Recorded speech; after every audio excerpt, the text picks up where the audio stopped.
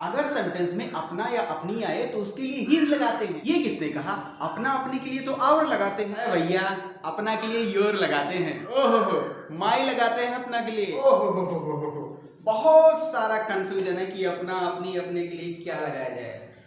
लेकिन ये मेरी गारंटी है कि अगर आज इस वीडियो में आप एंड तक बने रहेंगे तो कोई कंफ्यूजन नहीं रह जाएगा कि अपना अपनी अपने के लिए क्या लगाते हैं। बस वीडियो एंड तक आप देखते रहिए।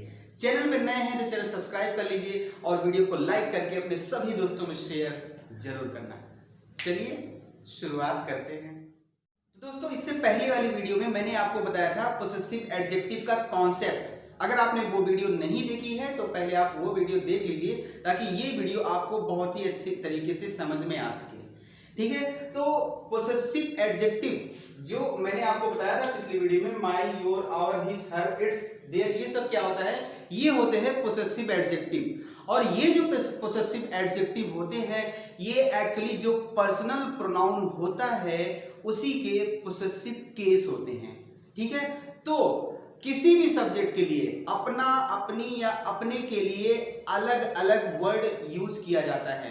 कहने का मतलब ये है, आई के लिए, अपना के लिए माई का यूज करेंगे क्योंकि आई का जो पोसेसिव केस होता है वो होता है माई। ठीक है, पोसेसिव केस यानी कि अधिकार प्रकट करने के लिए जो शब्द यूज किया जाता है वो होता है पर्सनल प्रोनाउन का पोसेसिव केस। तो आई के लिए वो शब्द होता है माई। इसी तरीके से यू के लिए होता है योर, यानी अगर सब्जेक्ट यू हो तो अपना, अपनी, अपने के लिए योर का यूज करेंगे क्योंकि यू का पोसेसिव केस योर होता है। इसी तरीके से अगर सब्जेक्ट वी होगा तो अपना, अपनी, अपने के लिए आवर का यूज करेंगे। इसी तरीके से अगर सब्जेक्ट ही होगा तो हिज का यूज करेंगे अपना, अपनी, अपने के लिए। शी होगा तो हर का यूज करेंगे। इट होगा तो इट्स का यूज करेंगे और दे होगा तो देयर का यूज करेंगे। अब यहां पे आपको ये चीज भी ध्यान रखनी है, ही अगर किसी पुरुष का नाम हो तब भी वो ही माना जाएगा, यानी अपना, अपनी, अपने के लिए हिज का यूज करेंगे अगर किसी पुरुष का नाम होता है तो। ठीक है, इसी तरीके से शी की जगह पर अगर किसी स्त्री का नाम होता है तो भी अपना, अपनी, अपने के लिए हर का यूज करेंगे।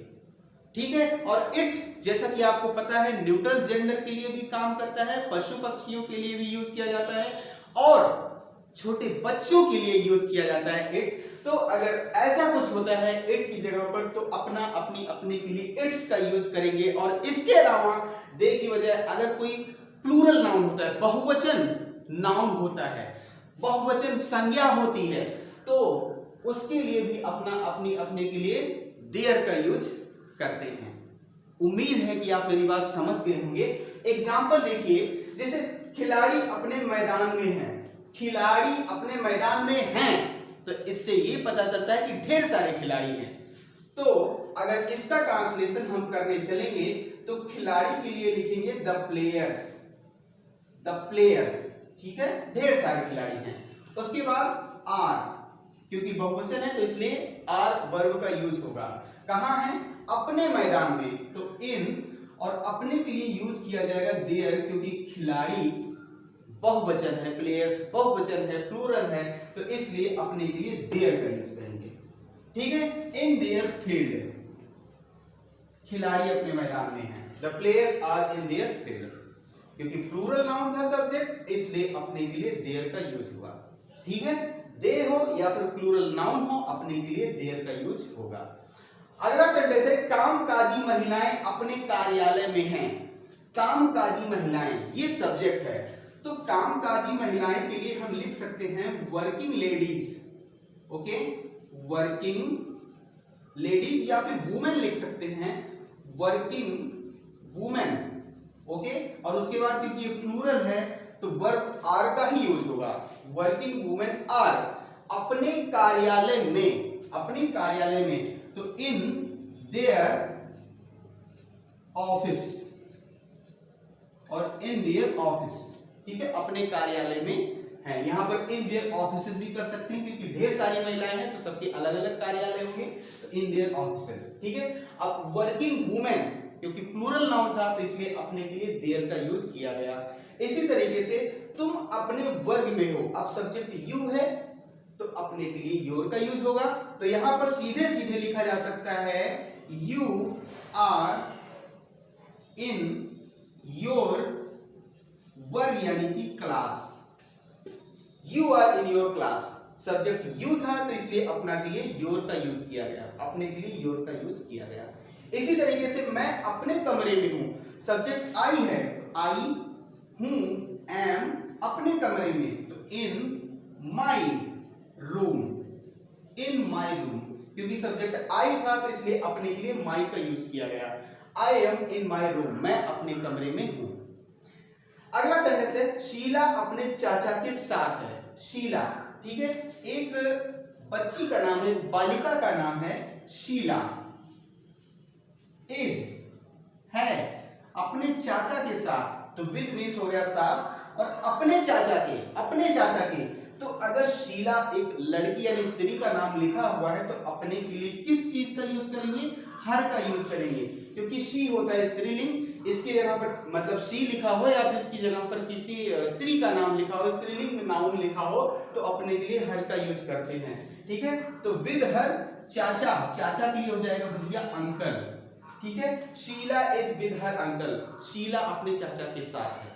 पोसेसिव एडजेक्टिव के अंतर्गत ही एक और शब्द आता है ऑन, OWN, ऑन, जिसका मतलब होता है अपना, खुद का या स्वयं का। जैसे यह मेरी अपनी पुस्तक है, यह मेरा अपना घर है, तो उसके लिए ऑन का यूज करते हैं।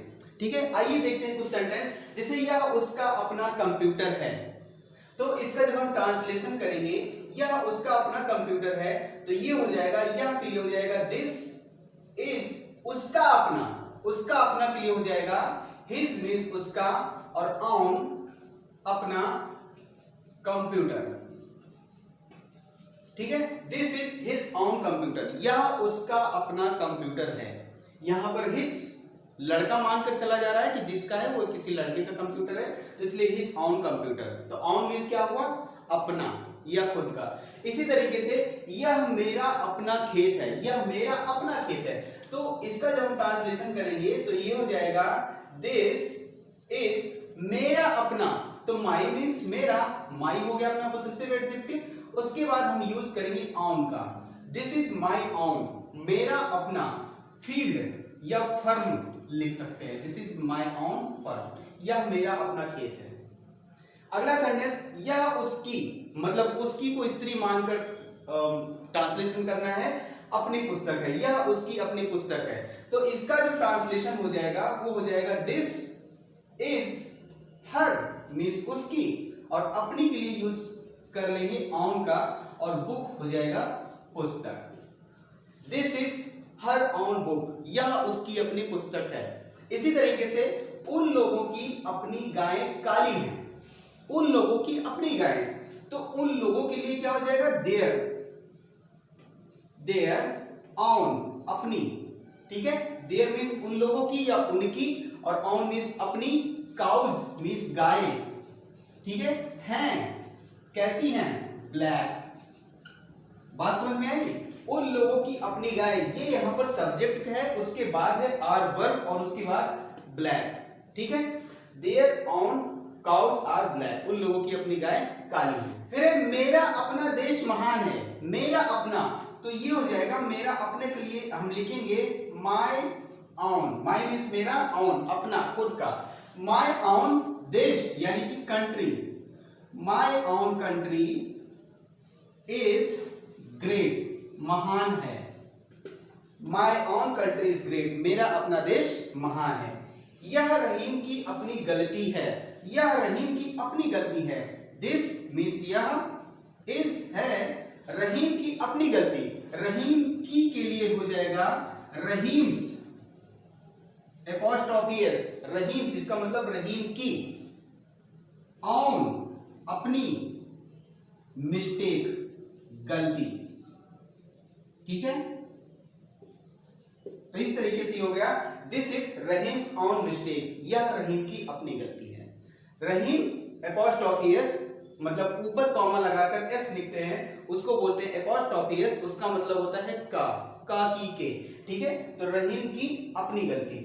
तुम्हारा अपना नौकर अत्यंत विश्वास पात्र है। अत्यंत विश्वास पात्र यानी कि द मोस्ट फेथफुल। ठीक है, तुम्हारा अपना नौकर, तो ये हो जाएगा योर मीन्स तुम्हारा, पोसेसिव एडजेक्टिव अपना, ऑन योर ऑन, नौकर servant, your on servant is है अत्यंत विश्वास पात्र, द मोस्ट मीन्स अत्यंत यानी कि सबसे ज्यादा, विश्वास पात्र यानी कि फैथफुल, विश्वास पात्र फैथफुल। ठीक है, your on servant is the most faithful. Possessive adjective का यूज करके नेगेटिव सेंटेंस और इंट्रोगेटिव सेंटेंस और इंट्रोगेटिव नेगेटिव सेंटेंस का ट्रांसलेशन बिल्कुल वैसे ही करते हैं जैसे कि अभी तक हम करते हुए आए हैं, यानी simple past tense, simple present tense और सिंपल फ्यूचर टेंस की तरह। जैसे कि कुछ सेंटेंस यहाँ पर लिए गए हैं, मेरा पड़ोसी कलाकार नहीं है, ये क्या है, सिंपल प्रेजेंट टेंस है। तो इसका ट्रांसलेशन हम कर सकते हैं, मेरा पड़ोसी, my neighbour, NEIGHBOUR, your neighbour, my neighbour, इसके बाद लगा देंगे नॉट, और उसके बाद कलाकार नहीं है, is not an artist, artist means कलाकार। ठीक है, माय नेबर, ये माय हो गया पोसेसिव एडजेक्टिव, उसके बाद नेबर ये हो गया नाउन, इज नॉट नहीं है एन आर्टिस्ट कलाकार।